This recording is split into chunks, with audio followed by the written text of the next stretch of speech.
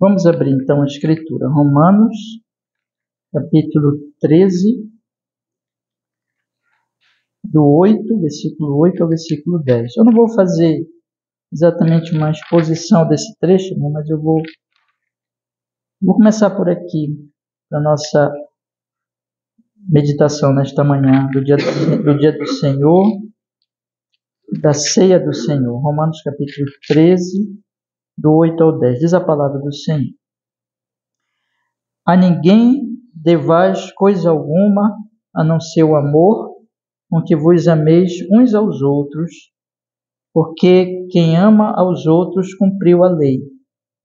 Com efeito, não adulterarás, não matarás, não furtarás, não darás falso testemunho, não cobiçarás, e se há algum outro mandamento, nesta palavra se resume: amarás ao teu próximo como a ti mesmo. O amor não faz mal ao próximo, de sorte que o cumprimento da lei é o amor.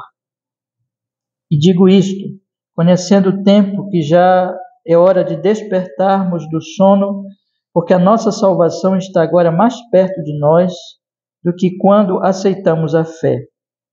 A noite é avançada e o dia está próximo. Rejeitemos, pois, as obras das trevas e vistamo-nos das armas da luz. Andemos honestamente como de dia, não em glutonarias, nem em bebedeiras, nem em desonestidades, nem em dissoluções, nem em contendas e inveja, mas revesti-vos do Senhor Jesus Cristo, e não tenhais cuidado da carne em suas concupiscências. Amém. Vamos orar, meus irmãos.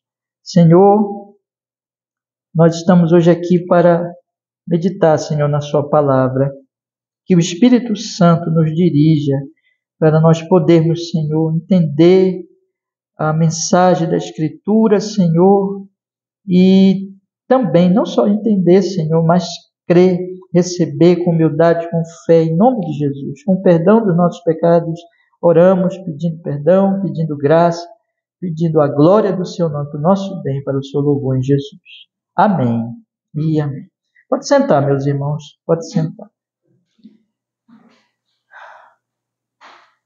Eu queria chamar a atenção, irmãos, eu disse para vocês que eu ia ler até o 13, mas também li o 14, porque o 14 ele faz uma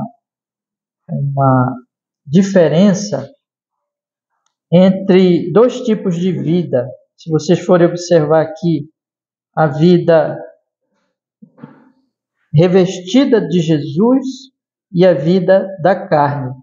Então nós temos o versículo 14 que diz assim: Mas revesti-vos do Senhor Jesus Cristo, e não tenhais cuidado da carne em suas concupiscências. Então nós temos aqui um chamado do apóstolo Paulo dizendo assim: olha, vocês estão em Cristo Jesus, vocês são de Cristo, e agora vocês devem se revestir de Cristo, se revestir dessa nova vida, e não ter cuidado com a carne. Porque a carne, ela tem isso aqui, concupiscências. Então, Paulo faz esse chamado aos cristãos, à igreja, dizendo assim: olha, revistam-se, andem não mais nas concupiscências, mas como revestido do Senhor Jesus Cristo, andem como? Aí, quando nós olhamos para os versículos anteriores, o versículo 8, diz assim: a ninguém devais coisa alguma, a não ser o amor, com que vos ameis uns aos outros, porque quem ama aos outros cumpriu a lei. Então ele está dizendo assim: como é a vida revestida do Senhor Jesus Cristo? É uma vida que será uma vida de amor ao próximo, e ele diz mais, ele diz que quem tem esta vida cumpre a lei. E aqui ele cita alguns mandamentos da lei, que são os 10 mandamentos, né, que nós bem conhecemos. No versículo 9, não adulterarás, não matarás, não furtarás, não darás falso testemunho, não cobiçarás. E ele diz assim, conclui: e se há algum outro mandamento, nesta palavra se resume. E ele faz um resumo que Jesus já tinha feito lá em Mateus e Marcos, quando ele disse assim, lembra? Quando perguntaram para ele dos mandamentos, ele disse: A lei e os profetas dependem de 2 mandamentos: amar a Deus sobre todas as coisas e ao próximo como a si mesmo. E Paulo cita aqui, todo o resumo da lei é esse: amar ao teu próximo como a ti mesmo. Então, ele continua dizendo no verso 10 que o amor não faz mal ao próximo, de sorte que o cumprimento da lei é o amor.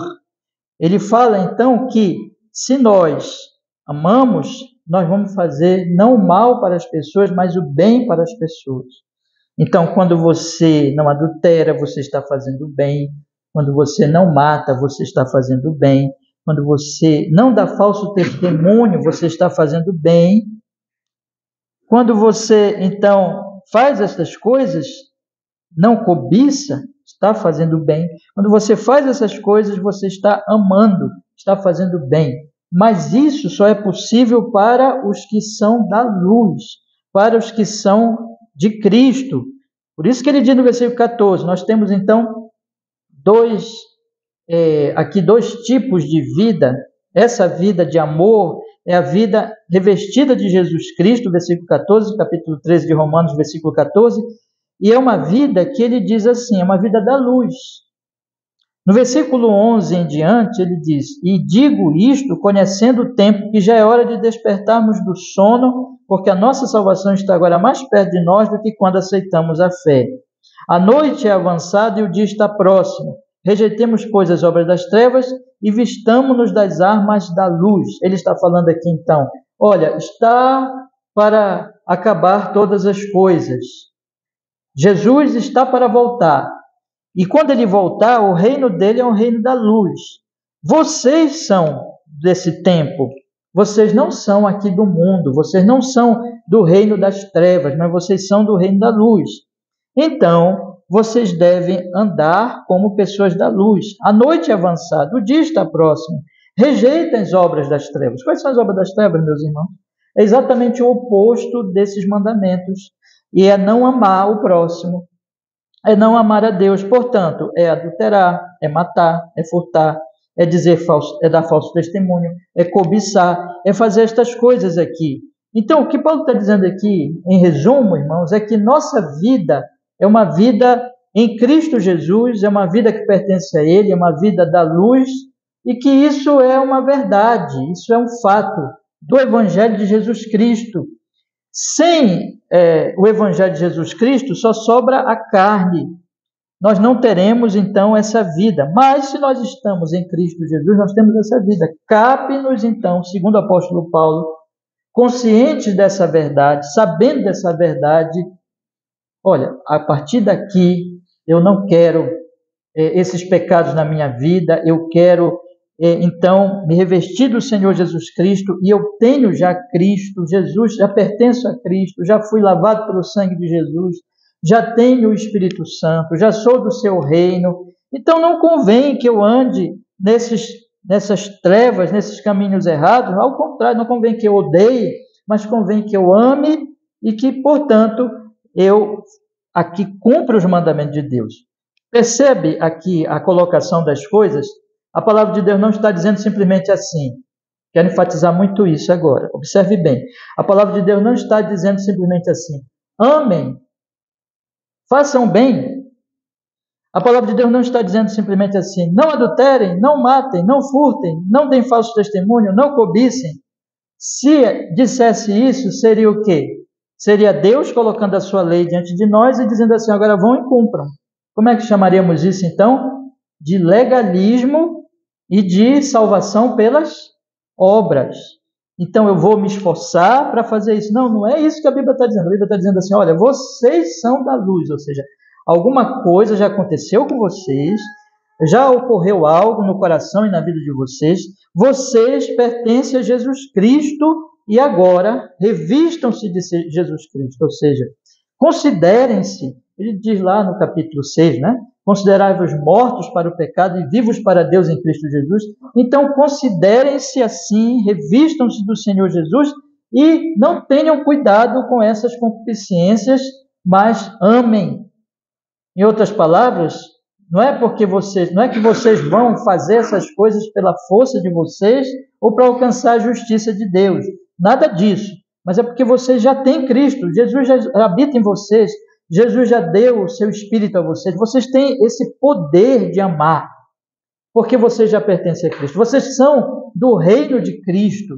Então, não continuem mais nessas obras do pecado, nessas obras da iniquidade, mas obedeçam ao Senhor Deus Todo-Poderoso. Então, meus irmãos, o que o apóstolo Paulo está dizendo aqui é, em primeiro lugar, existe algo que aconteceu nas nossas vidas. Somos da luz e estamos em Cristo Jesus.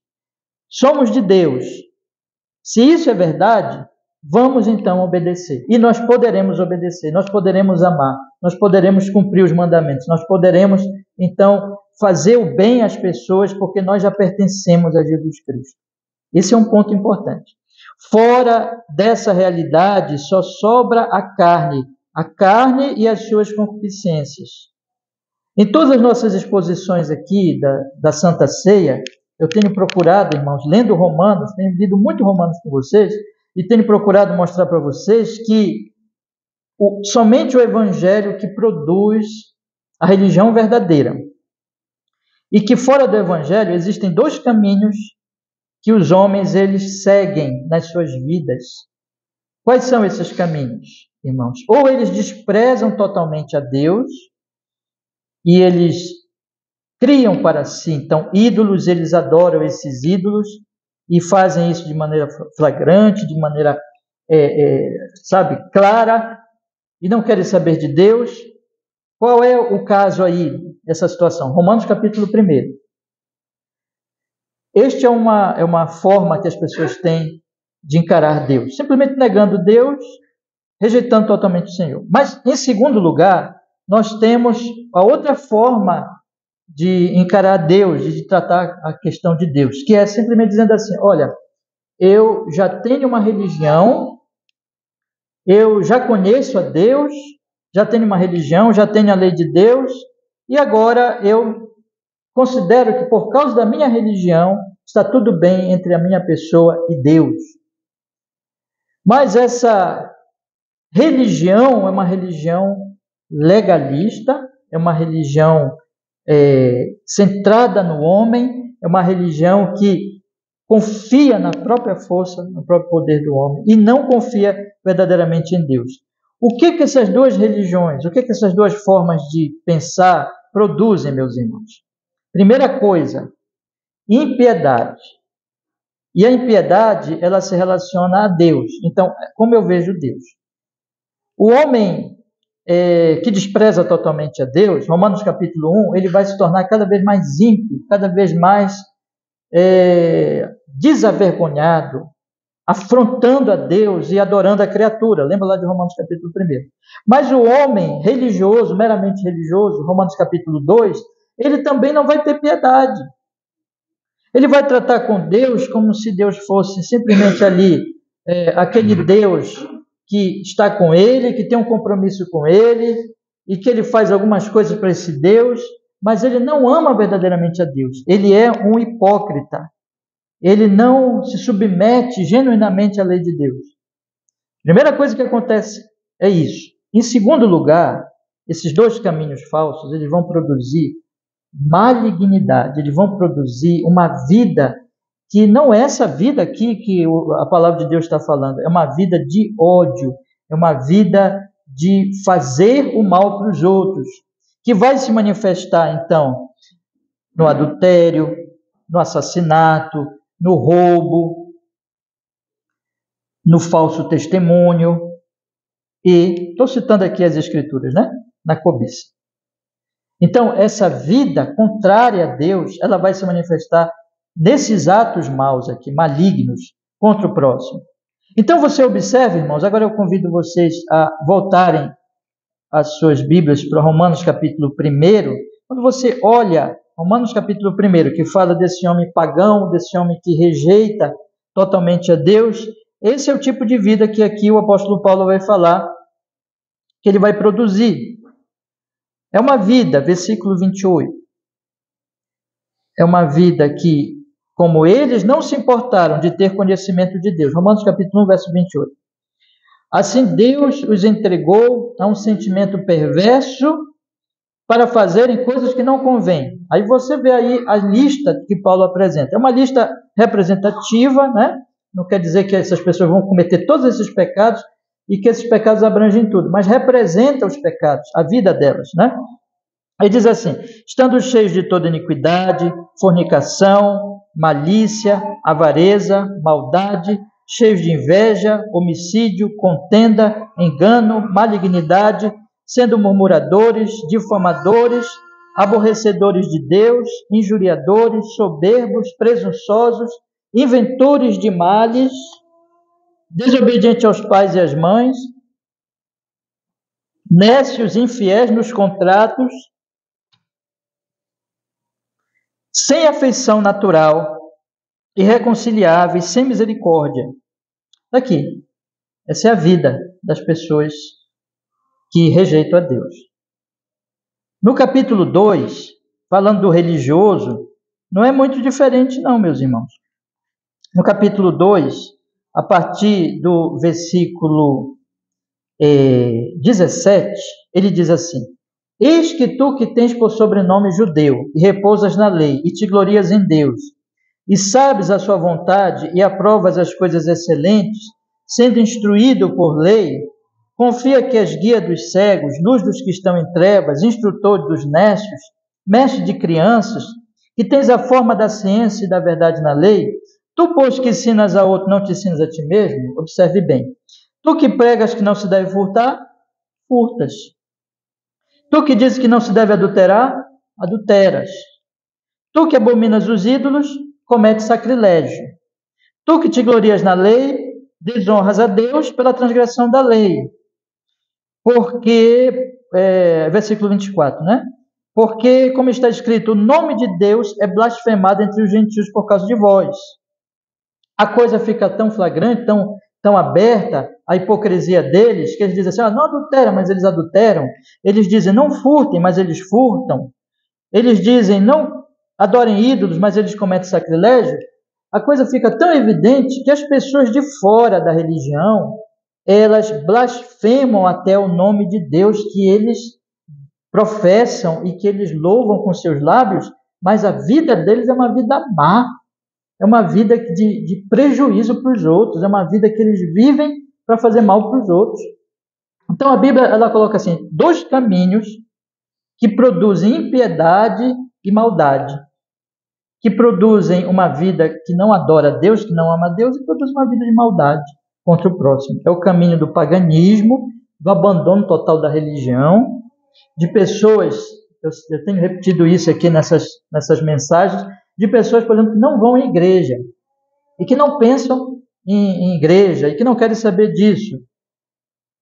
Essas pessoas vão ser pessoas que, de uma forma ou de outra, vão viver para o mal do próximo.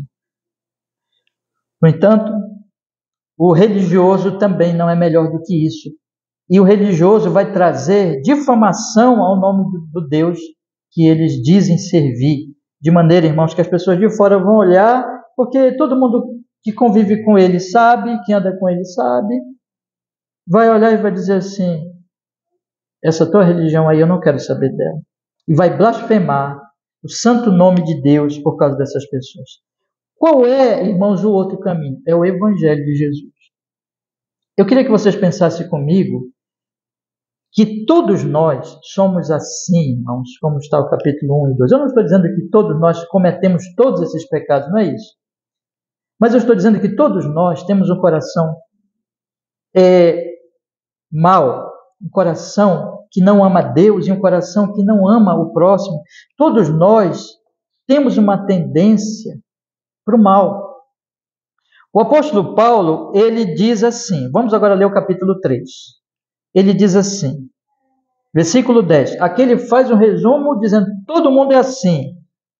Versículo 10, não há um justo nenhum sequer, não há ninguém que entenda, não há ninguém que busque a Deus, todos se extraviaram, juntamente se fizerem inúteis, não há quem faça o bem, não há nenhum só. Então veja aqui, impiedade, não há ninguém que busque a Deus, não há ninguém que tenha piedade, e não há ninguém que faça o bem, maldade.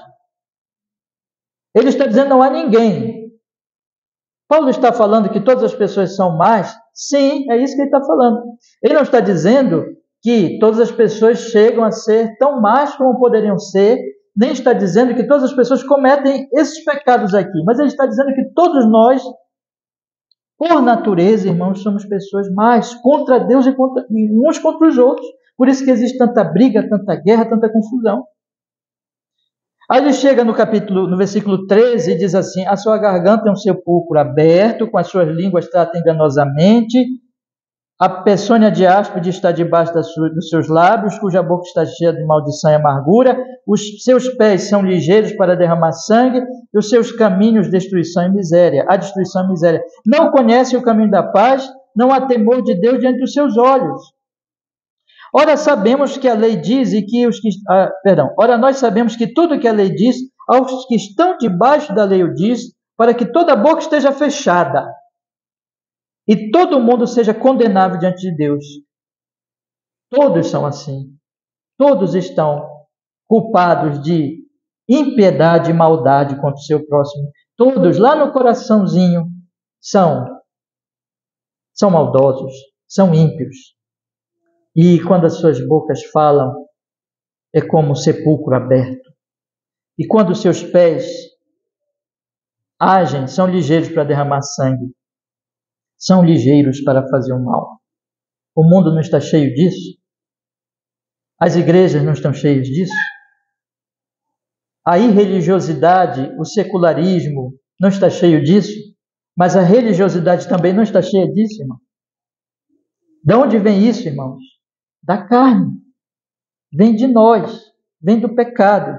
Então, não existe chance disso mudar a não ser pelo Evangelho de Jesus Cristo, pela cruz de Jesus Cristo. Isso que nós vamos fazer hoje aqui, lembrar, comer o pão, beber o sangue de Cristo, simbolicamente, está apontando exatamente para o que Cristo Jesus fez.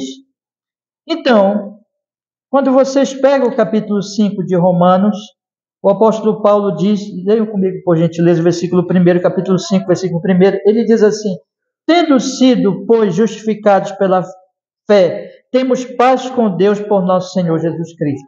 Aqui ele diz assim: só existe uma esperança para esse bando de pecador, que Deus abomina a vida deles, é a justificação pela fé.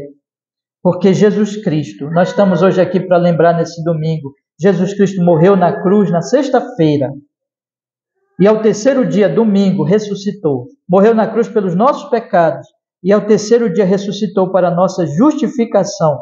Você lê aí no versículo 25. Olha o versículo 25 acima do capítulo 4 aí. Observe.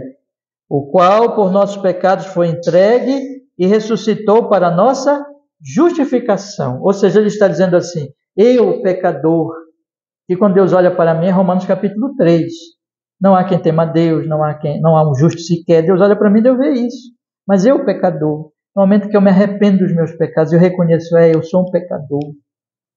E eu confio nele para a minha salvação. O sangue de Jesus me cobre, me justifica. E agora Deus olha para mim em Cristo e diz assim: justo és, porque Jesus morreu por ti na cruz do Calvário. Ele pagou por todos os teus pecados, cada um deles, de maneira que não existe mais dívida. Que maravilha isso, irmãos. E sem Cristo nós não temos isso. Mas Paulo diz, aqui está a paz. Você quer ter paz com Deus? Creia em Jesus e você será justificado. Primeira grande bênção. Mas não para aí. Não para aí. Por quê? Porque nós somos justificados, mas nós ainda temos sabe aquela carne maldosa, ímpia e maldosa, ainda está em nós. Mas, no capítulo 6, versículo 1, o que o apóstolo Paulo diz? Que diremos, pois? Permaneceremos no pecado para que a graça abunde? De modo nenhum. Nós estamos mortos para o pecado, como viveremos ainda nele? Lá no versículo 6 ele diz: sabendo isto, que o nosso homem velho foi com ele crucificado. O nosso homem velho foi com ele crucificado. O nosso homem velho foi com ele crucificado. Eu acho que a gente tem que levantar toda manhã e lembrar das duas bênçãos. Qual é a primeira bênção? Eu fui justificado no sangue de Jesus. Qual é a segunda bênção? O nosso homem velho foi com ele crucificado. Quando Jesus estava morrendo na cruz, ele não estava só nos justificando, ele estava também nos libertando da carne. O nosso homem velho foi com ele crucificado. Para quê? Versículo 6. Para que o corpo do pecado seja desfeito, para que não sirvamos mais ao pecado. Ou seja, eu não preciso mais seguir a carne. Não preciso mais. No versículo 11 ele diz: considerai-vos certamente mortos para o pecado, mas vivos para Deus em Cristo Jesus. Não reine, portanto, o pecado em vosso corpo mortal para lhe obedecer de suas concupiscências. Percebe? Então isso aqui é um ato de fé também. Eu creio, Senhor Jesus, que quando o Senhor morreu na cruz, o Senhor matou o homem velho. Eu me considero morto para o homem velho. Então, eu vou pegar esse meu corpo, as minhas mãos, os meus olhos, a minha língua, os meus pés. Lembra que ele diz que a garganta deles é um sepulcro aberto? A minha garganta não vai mais ser um sepulcro aberto. A minha garganta agora vai falar, vai expressar coisas boas. Os pés são ligeiros para derramar sangue. Lembra que ele fala lá? Os meus pés agora vão ser entregues para Cristo. A minha língua, meus pés, as minhas mãos, não vai mais reinar o pecado. Eu creio nisso. Então, todo dia eu vou me levantar e vou dizer assim, eu vou pegar aqueles 10 mandamentos. Não é legalismo, irmãos. Porque legalismo seria se nós tivéssemos que obedecer aquilo por nossa própria força e para alcançar a justiça de Deus. Não. Que isso seja tirado dentre nós. O legalismo vai ser sempre uma tentação. E as igrejas hoje estão cheias de legalismo. E nós precisamos combater isso com o Evangelho de Jesus.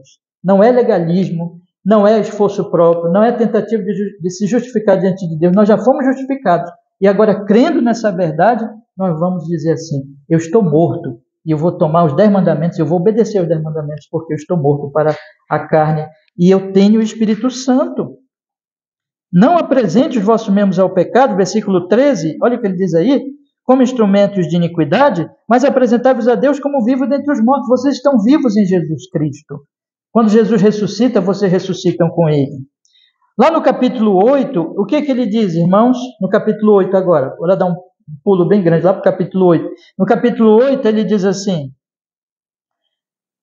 versículo 7. Porque a inclinação da carne é a inimizade contra Deus, pois não é sujeita à lei de Deus, nem em verdade o pode ser. Olha que palavra fortíssima, importantíssima. Ele diz assim, a carne não se sujeita aos 10 mandamentos. E nem pode se sujeitar. Nem pode. Portanto, os que estão na carne não podem agradar a Deus. Percebe aí a ênfase? Diz assim, quem é da carne, quem está na carne, quem está no domínio da carne, não pode agradar a Deus. Mas, versículo 9, vós, porém, não estáis na carne, mas no Espírito, se é que o Espírito de Deus habita em vós. Mas se alguém não tem o Espírito de Cristo, esse tal não é dele. Vamos pensar aqui agora. Ele está dizendo o seguinte, ele está dizendo, a partir do momento que eu creio em Jesus, e eu sou justificado, em Cristo Jesus eu também morro para a carne, e em Cristo Jesus eu recebo o Espírito Santo. Quem tem o Espírito Santo é de Jesus. Quem é de Jesus tem o Espírito Santo. Quem não é de Cristo não tem o Espírito Santo. Quem não tem o Espírito Santo não é de Cristo. É isso aí, irmãos. De forma que se eu sou um crente, eu tenho tanta justificação como tenho o Espírito Santo. E esse Espírito Santo está para fazer na minha vida o que a carne não faz. A carne ama o adultério, ama o assassinato, ama o falso testemunho, ama a cobiça, mas o Espírito Santo, vamos lembrar lá de Gálatas, andar em espírito e não satisfareis os desejos da carne. Você acredita nisso, meu querido irmão e irmã? Você crê nisso de verdade? E são fatos bíblicos, são promessas de Deus, são realidades espirituais que o Senhor está dizendo que aconteceu na nossa vida. João capítulo 3 diz que nós nascemos de novo do Espírito Santo, temos uma nova vida, e agora essa nossa carne que habita lá, que quer adulterar, que quer furtar, que quer falar mal, que quer dar mau testemunho dos outros, que quer fazer o mal para as outras pessoas, que quer odiar. Essa carne, ela tem que ser crucificada. Nós temos que combatê-la, não por nossa força, mas confiando em Cristo Jesus e crendo que o Espírito Santo habita em nós, nos considerando mortos para o pecado. Então, oferecer o nosso corpo, não para essas coisas malignas, perversas, não para fazer mal para os outros, não para odiar as pessoas, mas para amar as pessoas, para fazer o bem, viver uma vida para o bem. Então, isso é o Evangelho. Quer dizer que o Evangelho de Jesus, ele faz o que o paganismo não faz, ele faz o que a religiosidade moralista, legalista, hipócrita não faz. O Evangelho de Jesus nos leva à cruz. Por isso que todos os dias nós temos que ir à cruz de Jesus e meditar no Evangelho. E nos considerar mortos, levantar-se de manhã. Você talvez levante pela manhã e você comece a pensar nos seus problemas, nas suas dificuldades, ou você comece a pensar que alguém fez mal para você, e aí vem a carne, né? Vem a carne e começa a colocar para você pensamentos de incredulidade, de raiva, de ira, mas aí o salmista diz assim: por que estás abatido, ó minha alma? Espera em Deus, ó minha alma, espera em Deus, ó minha alma. Considere-se morta para o pecado e viva para Deus. Nessa promessa de Deus, eu ainda verei a sua salvação, Ele está comigo, creia nisso, meu irmão. Então, vence o pecado. Não cabe a você nem se habituar com o pecado, nem dizer assim, viver como as pessoas das trevas e entregar ao seu corpo a maldade do pecado, mas cabe a você, pela fé, vencer o pecado. E eu quero dizer para os irmãos, em nome do Senhor Jesus Cristo, com a autoridade das Sagradas Escrituras, que todos aqui que são crentes em Cristo Jesus, vocês têm o poder e a graça de Deus para vencer os seus pecados e para crescer. Só que isso é um processo. Isso é um processo da santificação. E aí tem que acontecer duas coisas, meus irmãos. Vamos entrar agora e falar um pouquinho da santificação. A santificação, o que é? A santificação é um processo em que Deus, em primeiro lugar, através da sua lei, através da compreensão da sua vontade santíssima, Ele vai mostrando o pecado. Deixa eu dar uma ilustração aqui, eu não sei se vai ser muito boa, mas eu vou tentar ilustrar aqui com este púlpito. Esse púlpito, ele é feito, entre outras coisas, para segurar aqui a Bíblia do pastor, né? Mas também ele tem uma parte que é visível, que é essa parte da frente aqui, mas tem uma parte aqui que vocês não veem e que está aqui, que eu posso ver, mas vocês não podem ver. Então, eu quero ilustrar da seguinte maneira. O nosso pecado, ele é como esta cobertura, que ele não é só uma transgressão, mas ele é um poder anestesiante que produz insensibilidade e produz cegueira espiritual. Todos vocês aqui não têm experiência de que na medida que você faz uma coisa, você sabe que é pecado. Você não precisa me responder não, mas pense na sua própria experiência. Você faz uma coisa que você sabe que é pecado. Na primeira vez que você faz, você fica muito mal. Mas se você fizer de novo, você não fica assim tão mal. O que é isso? Isso é o poder do pecado de nos anestesiar. Ele vai se tornando normal. E ele vai encobrindo a sua maldade, nos tornando cegos. Então, eu e você, todos nós que estamos aqui, temos um monte de pecados que estão ocultos ainda. Ocultos ainda. O salmista diz, fala daqueles pecados ocultos.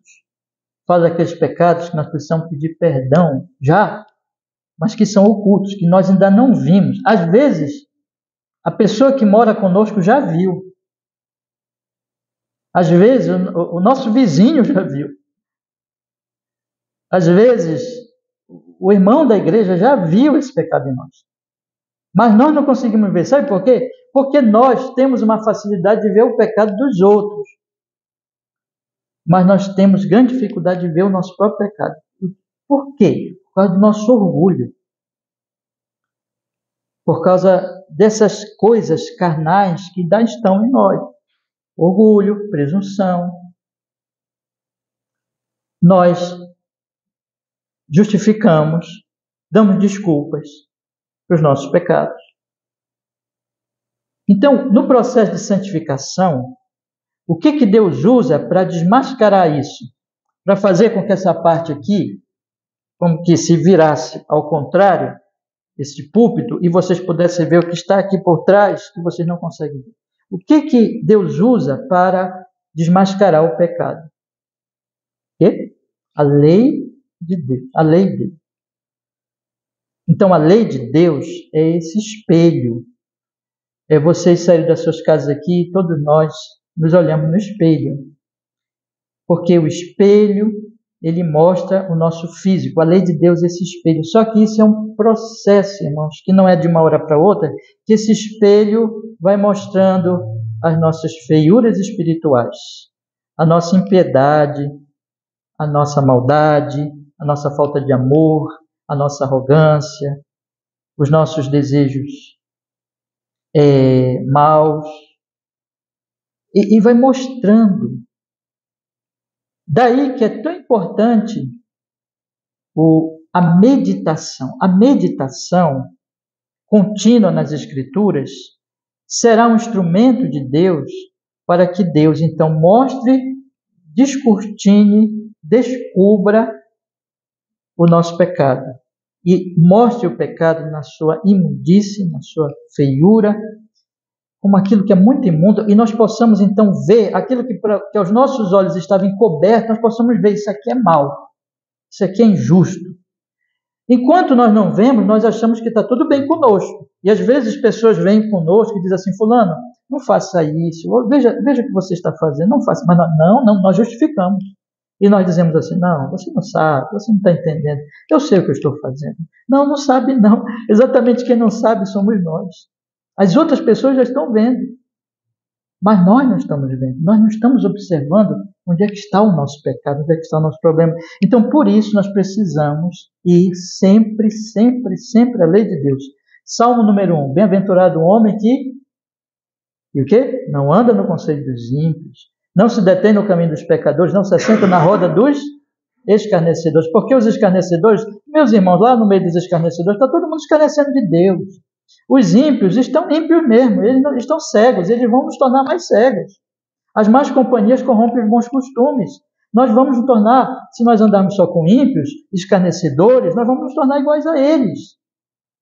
Mas então ele diz, antes o seu prazer está na lei do Senhor, e nesta lei medita de dia e de noite, está todo o tempo meditando, todo o tempo meditando. Não é só quando lê a Bíblia, não. Tem aquele momento que ele vai ler a Bíblia que ele vai meditar mais, mas na verdade está todo o tempo meditando. Ele está continuamente refletindo nos princípios da lei de Deus, da palavra de Deus, e ele vai meditando. Tem que ler a Bíblia sempre e tem que meditar sempre. Aí nós temos também a pregação da palavra de Deus. Porque Deus deixou para nós, irmãos, a bênção da igreja.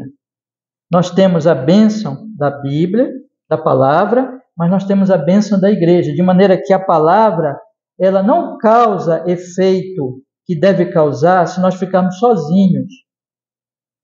A Bíblia ensina que Deus fala pela sua palavra, sim, individualmente, mas Ele fala também no corpo, na igreja, de maneira que eu tenho que me unir à igreja, eu tenho que buscar a comunhão dos santos, porque junto com a comunhão dos santos, da igreja, uma igreja local fiel, e onde ali esteja a pregação fiel das Escrituras, o pastor, o pregador, o ministro, ele abre a Bíblia e ele explica a Bíblia todos os domingos, né? Todo domingo, de manhã, à noite, nos cultos de oração também, explica a Bíblia. Por quê? Por que tem que fazer isso? Por causa da nossa cegueira, meus irmãos, porque nós precisamos continuar descortinando os nossos corações, cegos, orgulhosos, e aí Deus vai mostrando nas pregações, nas exposições, nas conversas com os irmãos, Onde é que o pecado está lá escondidinho, sabe? O pecado está lá, escondido. E o nosso orgulho está justificando. Mas então vem a lei de Deus e diz, está aqui o teu pecado.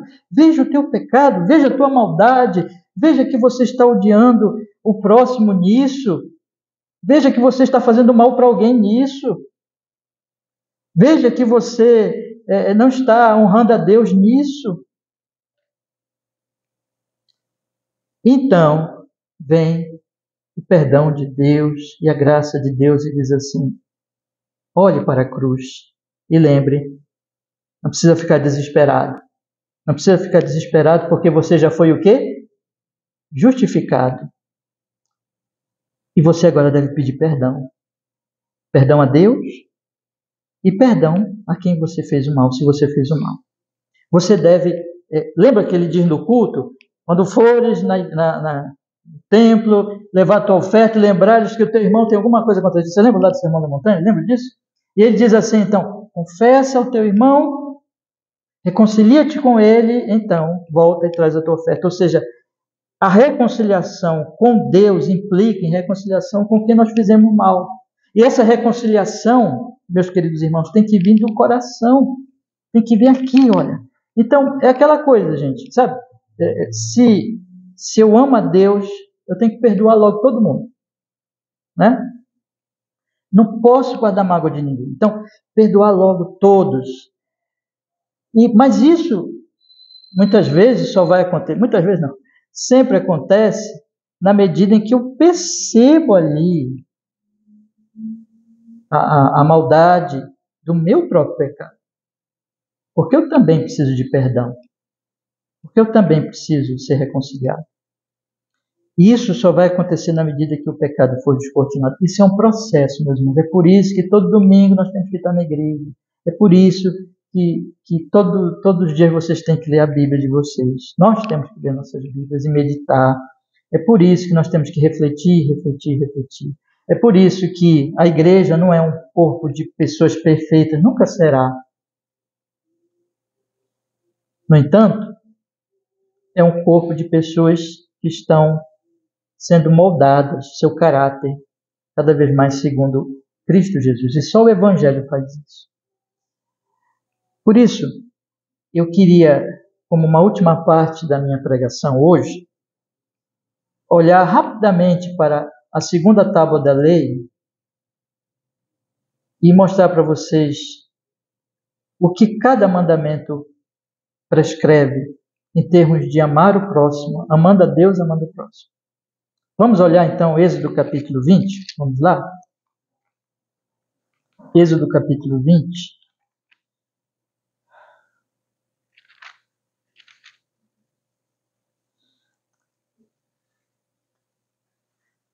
Vejam, só para eu deixar bem claro, quando nós vamos sendo confrontados com a palavra de Deus e com a lei de Deus, e os nossos pecados são denunciados, nós somos consolados na justificação, confessamos os nossos pecados. 1 João capítulo 1, versículo 9, se nós confessarmos nossos pecados, Ele é fiel e justo para nos perdoar os pecados e nos purificar de toda injustiça. E o que é confessar o pecado? É dizer para Deus, Deus, o Senhor tem razão.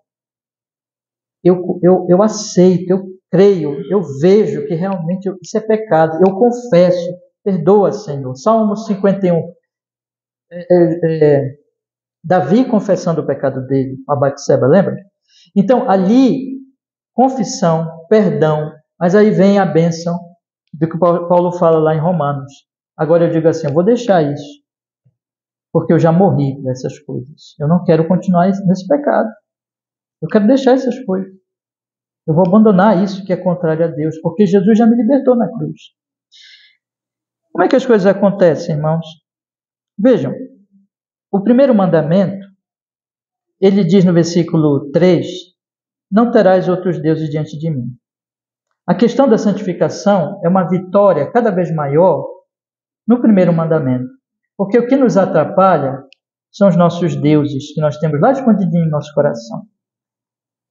E esses deuses, no processo de santificação, eles vão sendo denunciados, e aí eu vou vendo, e eu vou retirando-os e vencendo-os, de maneira que o meu culto O segundo mandamento se torna cada vez mais espiritual.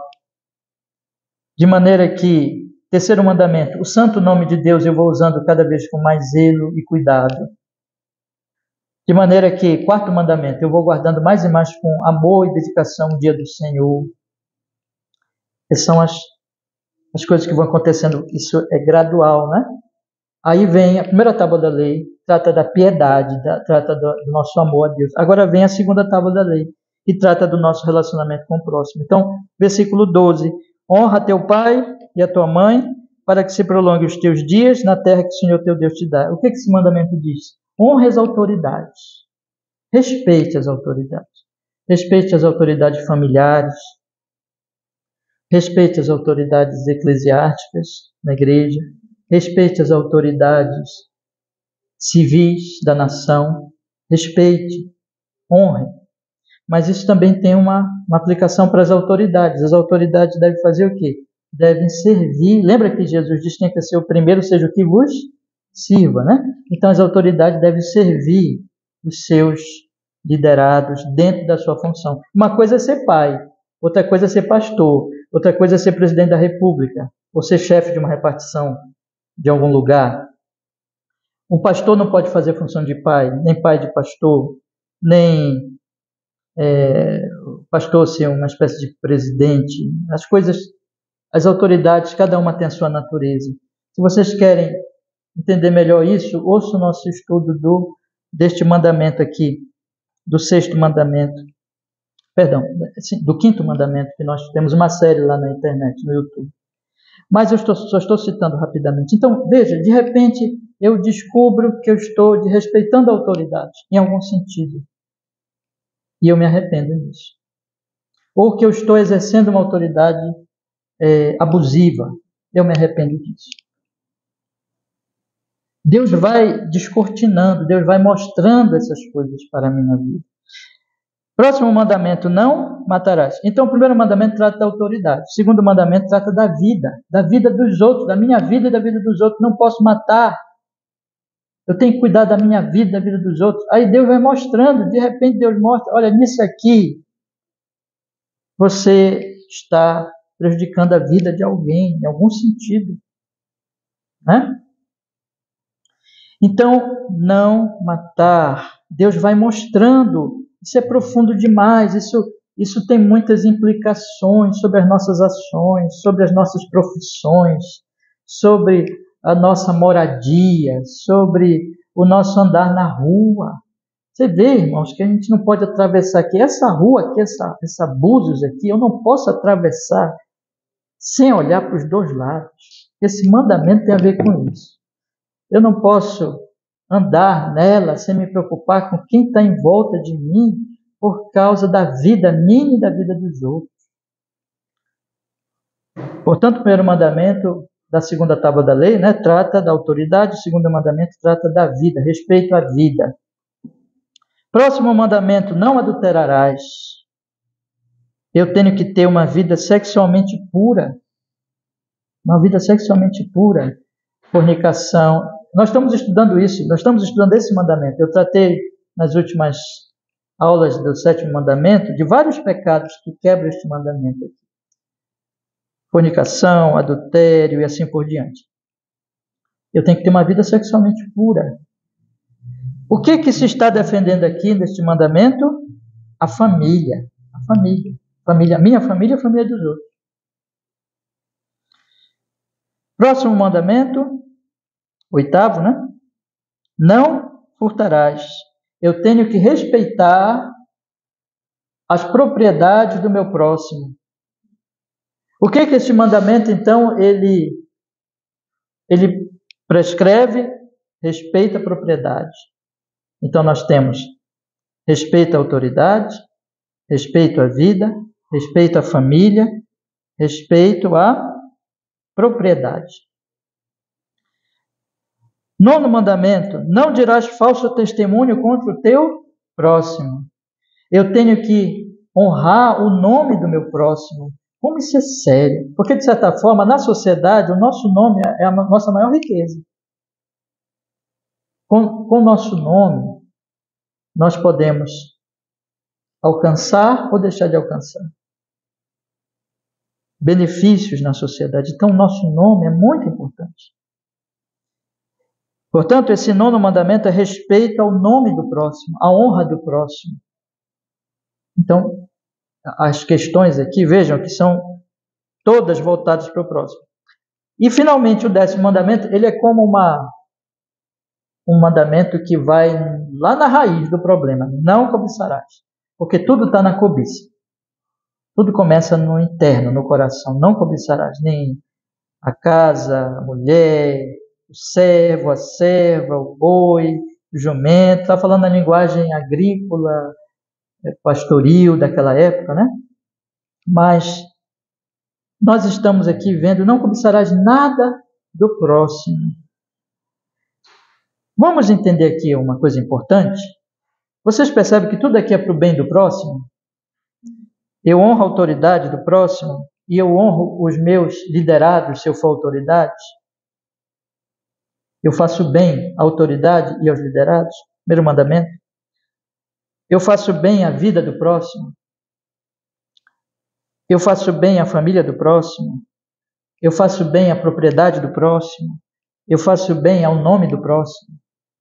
E eu não invejo o que é do próximo.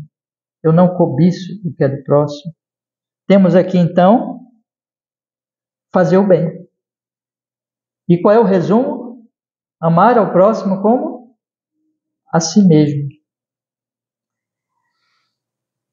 O pecado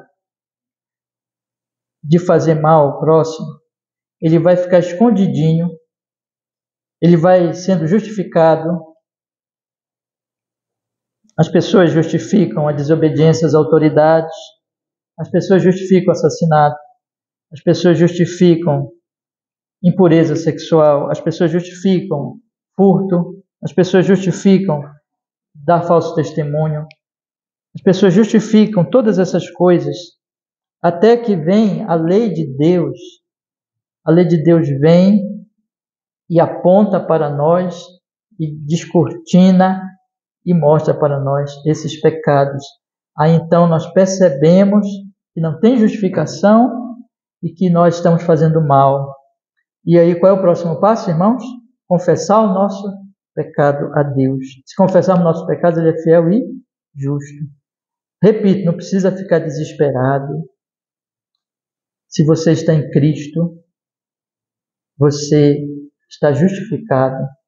No Evangelho não tem desespero, porque desespero, irmãos, tem o ímpio ou o falso crente. Mas até esses, a Bíblia, o que a Bíblia diz? Arrependa-se e creia. Então, até para esses há esperança. A boa notícia do Evangelho está sendo pregada. Mas no caso dos crentes, os crentes eles são confrontados e eles percebem os seus pecados. Mas eles devem lembrar, Jesus morreu por mim, me justificou, e agora eu posso ir a Ele pedir perdão. E eu posso confessar. E diz João na sua cartinha, o sangue de Jesus, seu Filho, nos purifica de todo o pecado. Se confessarmos nossos pecados, Ele é fiel e justo para nos perdoar. Olha a palavra, fiel e justo. Ele é fiel, Ele não é infiel. Não precisamos ter desespero, podemos ir a Ele, confessar, pedir perdão. Essa é a primeira coisa. Mas a segunda coisa é o quê? Eu vou mudar. Eu vou deixar isso. Eu não quero mais fazer isso. Eu não quero mais fazer mal para o meu próximo. Eu vou mudar. Eu quero, a partir daqui, lembrando também da cruz de Jesus, que eu morri para o homem velho, que eu tenho o Espírito Santo, eu vou agir agora de forma diferente, deixando esses pecados que a lei de Deus está denunciando. E eu quero encerrar com Gálatas. Bora lá para Gálatas? O fruto do Espírito. Vamos lembrar do fruto do Espírito? Que coisa maravilhosa, meus irmãos amados, é o fruto do Espírito Santo. E o fruto do Espírito Santo está aqui, né? Está aqui no...